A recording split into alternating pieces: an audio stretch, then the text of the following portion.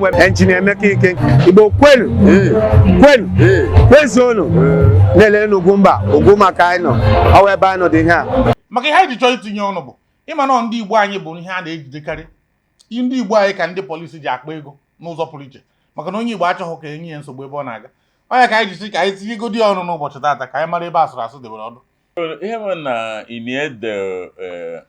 ihe o kwuru the right bail bụ free na all police stations ọ dị n'akwụkwọ but going out ahụ free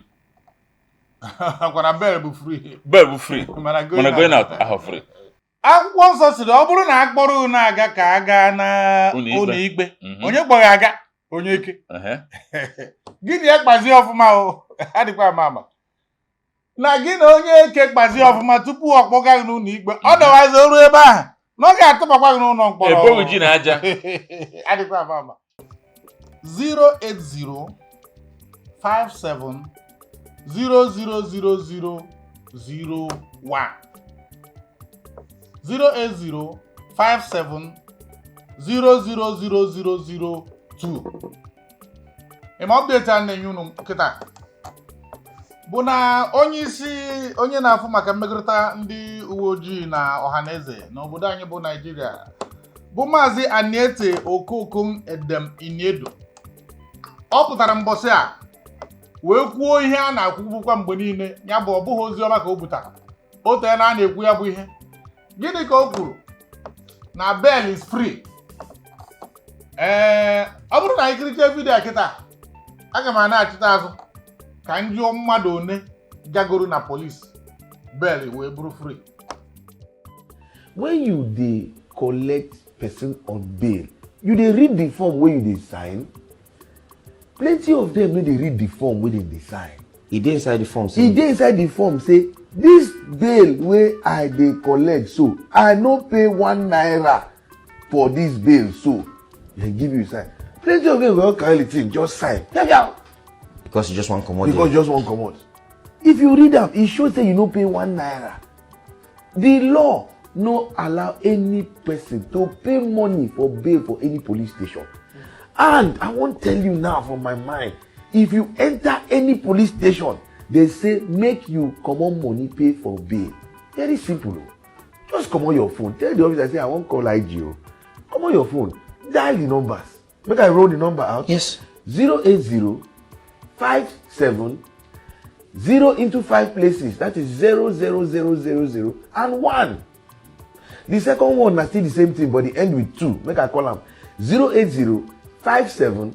00000 and 2. That's 08057 00000 and 2. Then the third one, that one we dey collect text message or WhatsApp. Hello. Ọ dị ma mụ na Epetike nọ tata. Epetike. Ugwumba. Onye nke m. Nọ. Deme. Epetike mgbe m na-ekiri Maazị Iniedo ka ọ na-ekwu na ọ bụrụ na ị gaa na ihe na ndị uwe ojii gị na bail bụ free na ọ dị n'akwụkwọ ị na-asaịn na ọ bụrụ na ewetara gị bail bond ga-emekata na kwụọ 1 naira ọchị wee gụwa m wee sị ka njọ enwenugoro m mbọsị ị gara bail mmadụ ọ bụrụ free enwenugoro mbọsị ị gara emechaa asịghị ngwa gị na-akwụghị 1 naira na-akwụghị 10 kobo maka ihe anyị ji chọọ itinye ọnụ bụ ịma na ndị Igbo anyị bụ ihe a na-ejidekarị ndị Igbo anyị ka ndị polisi ji akpa ego n'ụzọ pụrụ iche maka na onye Igbo achọghị ka enye ya nsogbu ebe ọ na-aga onye ka anyị jisi ka anyị tinye ego dị ọnụ n'ụbọchị taata ka anyị mara ebe asụrụ asụ debere ọdụ. Epetike ngwanụ bụrụ egwu. Biko ihe mere na Iniedo ihe o kwuru the right bail bụ free na all police stations. Ọ dị n'akwụkwọ. But going out ahụ free. Gwara bail bụ free. Mana going out ahụ free. Because now from Idi Amin say that na enwe freedom of speech. But not freedom after speech. Ka ya guarantee mu. Ije police, how do possible na ije cha police even my lawyer self. Even my lawyer be bail. ebe rucha ihe mezi ebu na ọ esi iji ego chọrọ ha ego ọjị ọ gwa ego na ọbụ ka ọ bụ nye ha 5,000 ma 10,000 ga-ewe gote ego fuel ma ego fuel scap gịnị ka ọ bụ m ka ihe a wụ ego mma because na without it akwụkwọ onye ha ya pụta on time kwechọ free bill o nwere ka onye ji case ga nọ nso IPO pụrụ o ji ọkada abịa iche nọ na-abịa ịla akwa na 2 days so na ime na ka igbo nwaanyị eziokwu bel free bụ only na counter ka edere ya na dere action ọ dị ka ibu n'ụlọ ụka asị na prayer bụ free mana e nwere offering nwee tithe nwee thanksgiving nwee atụkata ego ebe ahụ na-awụ na ha je ọgwọsịgo free ka ọ bụ nwa amadi ọ kwuru ihe ọ ya ekwu na position ya and true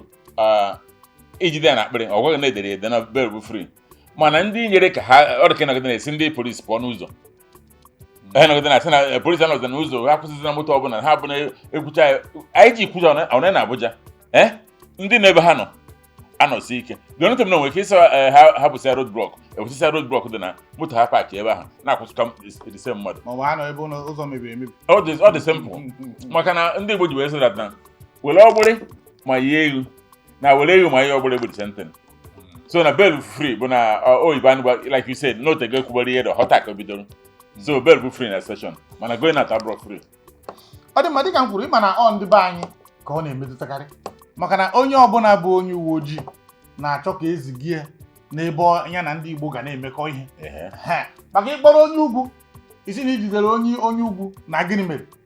dịka anyị na-emere dị na ịgajide onye ugwu ọ ikposi ebe ahụ ọ nọ ebe ahụ 48 hours ọ nawaghị nke iji ka o wee mee na o wee rigodo nri first ị mara na enweghị onye except ma ọ bụ na Igbo iwetara ndị a na-agba ọkada ndị uwe ojii ka na-ekwu ọ bụrụ na ijideghị ndị a na-agba ọkada ikekwe ịma na ofu ala ha ji bụ ha ego nyere ha ọkara onye na-abịa ibere ha onye ga-akwụ 1 naira mana ka nne anya ịma na ọtụtụ police stations na Nigeria agaghị m ibelu mmadụ na police station nwaanyị nọ na kaụnta sị m na m ga-eweta ego na m ga-ya drọp 1,500 ntị ya ego gịnị nke a bụ ịgafụ mmadụ ọ bụghị ibelu mmadụ ka m fụ onye nọ na sel ya kpọpụta ya ka mụ na-efu ọsị m na m ga-akwụ 15 mgbe ahụ o nwere ike orugo 3,000 kịta nsị maka gịnị ọsị m ego dito n'ebe ahụ na-esi isi too much na ya wee ịga ebe ahụ na m ga-eweta ego dito ọ ma ga gote ditolu wetara ya na ọ bụ na ya m filie na ha ya ma yuzi mgbe ahụ ditolu dị m ka ọ nọ na 1,500 nsi na ya na-ekwe m anya biko mbaba mgbajuo afọ ntọọdụ na maka o dogo m anya na ịfụ ya afọ abụghị ịkpọpụta ya ka m ga-eji nọkọta ya nyere m oru m ego gaa nye nwaanyị nọrọ onwe ya bụ mgbe a na-ekwu bel is free na ọ bụrụ na iche ekie ya na ọ dị ka a na-asị ihe dị iche na 6 na half dozen maka na ihe a niile bụ ofu IG na onwe ya na PPRO na onwe ya tupu ọ gbago n'ebe ahụ ọmansi na-enweghị mgbe ya ji nachara ọ bụghị ha na-enye gị n'ọfịs ịbịasị ndị ahụ ndị nke anọ n'ime ụmụ police post na police station ha natara ego ọfụrụ nke ha mba ọ dịghị mma ọ dị ka GO isi pasọ ya onye bless ya si ya mma na ụgwọ ọrụ dị n'eluigwe mba adịghị eme etu ahụ so biko eziokwu bụ na anyị kwadoro ihe unu kwuru mana ọ bụrụ na ya bụ ihe ga-ebido n'isi ọ bụrụ na o bido n'isi ị mara na anyị agwọ n'anya bụ ara na-eme ndị be anyị mgbe ọbụla asị akpọchie gị maka ihe mmadụ ji abara mmadụ ya ga-akpọchi ugwu na ọ maara na ego ka eji akpọchi mmadụ e nwere ofu igwe na be anyị mgbe ahụ nwanne ya nwoke nọ na nga for years dịka ọtụtụ ọ na-eme kịta ọ kpọrọ nwanne ya nwoke maka na ọ chalenjiri ya na enwere ihe ha na-azụ onye nke achị mba na ịma mmenete ọ sị na ọ na-threaten his life akpọrọ ya kpochie ya na nga atụghị ya nga atụghị ekpeghị ikpe for years dịka ọ nọkọta ọ nọ ebe ahụ agụcha na primary school banye secondary school before anọkọtazi ofu chief judge wee chi ndị a na-anọkọta ha gaa na si onye nke a mere chee na and mmadụ ewetara ikpe onye anọ n'ụlọ mkpọrọ oge mebata mee Thanksgiving anyị garichara ya rice ya bụ na ihe anyị na-ekwu bụ na ya gbara na-eme ndị be anyị onye ị bịara ikwu ọsịghị kpochie gị ma mfue ndị igwe anya emere bụ maka na a maara na ị gaa na polisi nye onye polisi ego ọ sịghị na blue aghọ na green na white aghọ na black ọ dị tọbe ọ bụghị tata ka ma ndị nke na-azakwu pastọ n'ime ha maka ihe njikpọ pastọ bụ na enwere izuụka na-abụọ gara aga enwe ebe a rutere ọ bụrụ na e nwere ofu ndị polisi aka bara ya n'ukwu ejide ya ha na-ekpe nwata ji igbo eziokwu o ji igbo achọwa ime ihe na gbawa ọsọ wee sechaa ndị ọsọ ha wee jide nwa ya edo ochi sụzi igbo ka mpụta ọsọ m nna ya ukwu biko ahapụkwana m ebe a ndị aga ya bụ okwu dada o metụrụ m n'obi m wee tinye isi amaghị m etu isi apụ enọkwa m ebe ahụ ọ karịkwara ofu awa nọrọ ebe ahụ a na-ekpe ikpe onye nke ọzọ wee pụtasị m na ya bụ man of God ọ dịkwa wa Chineke dị n'anya na ya bụ man of God mana man of God ahụ ka ese ndiri ka ọ ga negotiate ego na a ga-enye ha iji wee hapụ onye ji igbo ka i wee fuo wee mezie etu ahụ ego one ka ọ ga-agba ego one nwere na ịma na igbo a garara ọnụ na nke a aka mere na nke a orija amaghị m na ndị polisi na-ama nke bụ orija ya bụ na bail is free bụ ọ bụrụ na ị chọbeghị ịna n'oge mana ọ bụrụ na o bido n'isi maka onwe nne ewu na-ata agbara ụmụ ya na-enye anya n'ọrụ merụ n'ụdị na ọ bụrụ na anyị chọọ ka ya bụ ihe rụọ ọrụ ọ ga-arụ ọrụ mana epetike nke ọ na-ekwu irute gị were foonu kpọọ IG maọbụ kpọọ onye nọmba a mkpọrọ unu nke ọzọ ọ bụrụ na ichefu onye 080 57000001 080 again 57000002 nọmba na-aba bụ nọmba iji agwa ndị national na enwere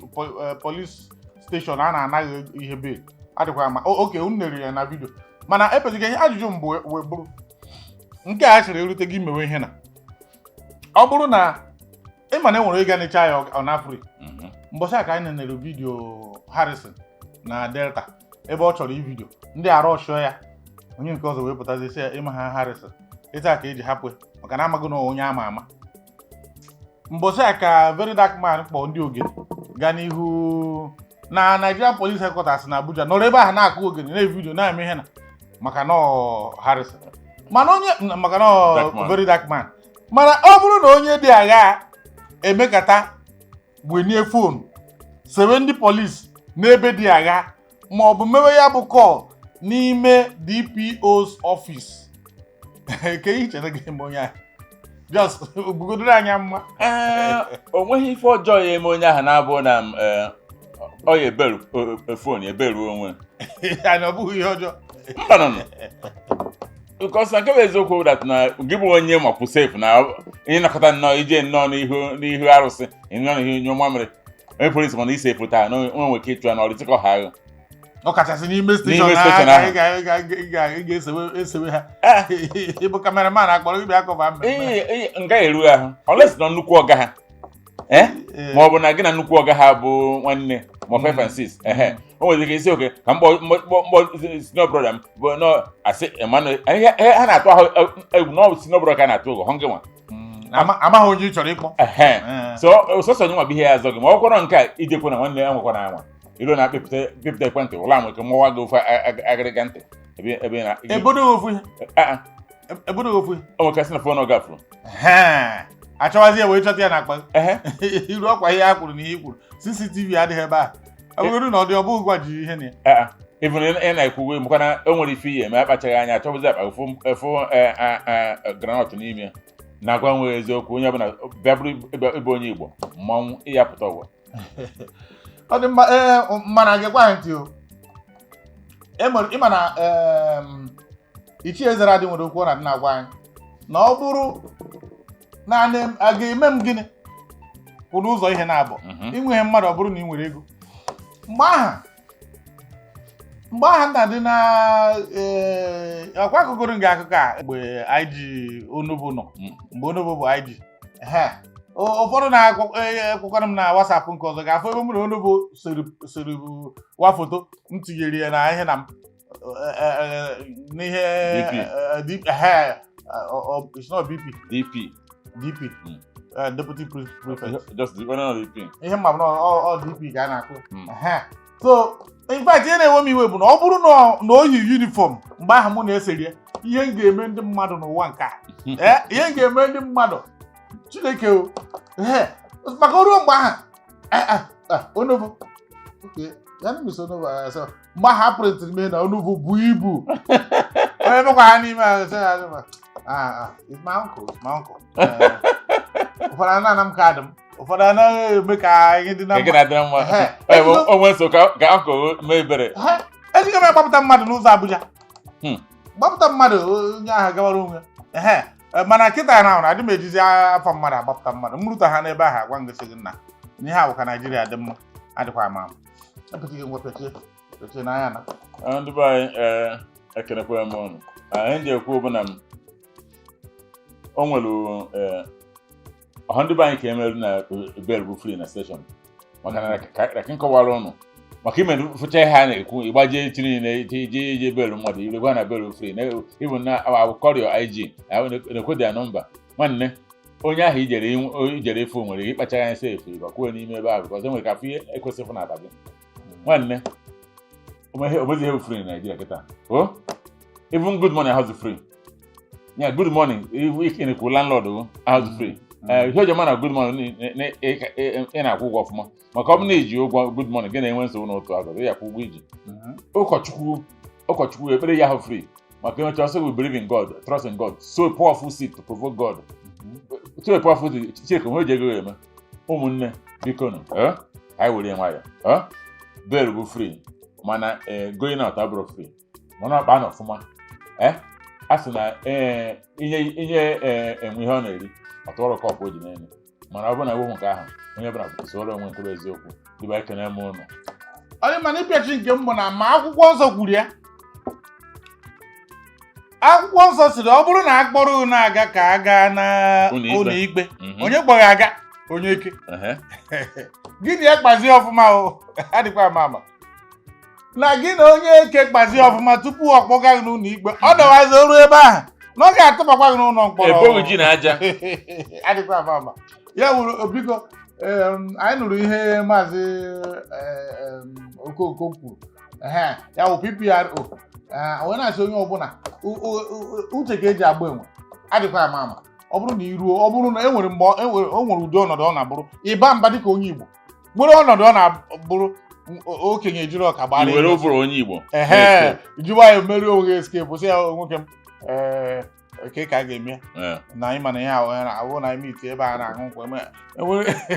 asịkwa m onye ọbụla nye bribe adịkwa ma achịkwa m onye ọbụla nye bribe kama na jagara m n'efere bụrụ ụka gara ọ dị mma ebezike ụnụ adị ya mana ka njikwa this man esi n'Okooko gịnị afọ ya bụ ezigbo afọ ya bụ maazị Aniete Okooko Edem Iniedu maka ihe nji ajọ obodo na